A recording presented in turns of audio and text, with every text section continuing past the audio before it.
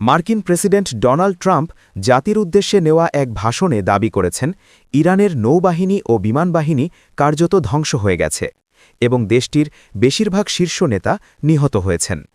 যুক্তরাষ্ট্রের স্থানীয় সময় রাত ৯টায় হোয়াইট হাউস থেকে দেওয়া এই ভাষণের শুরুতে তিনি নাসার আর্টেমিস ২ মিশনের সফল উৎক্ষেপণের জন্য ধন্যবাদ জানান। চাঁদের উদ্দেশ্যে যাত্রা করা নভোচারীদের সাহসিকতারও প্রশংসা করেন তিনি। এরপর প্রায় ১ মাস ধরে চলমান ইরান যুদ্ধ নিয়ে কথা বলতে গিয়ে ট্রাম্প বলেন, যুক্তরাষ্ট্রের সামরিক অভিযানের ফলে ইরানের সামরিক সক্ষমতা ব্যাপকভাবে ক্ষতিগ্রস্ত হয়েছে।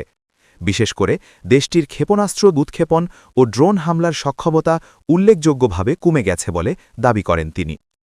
ভাষণে ট্রাম্প ইরান বিরোধী অভিযানে অংশ নেওয়া যুক্তরাষ্ট্রের মিত্র দেশগুলোকেও ধন্যবাদ জানান।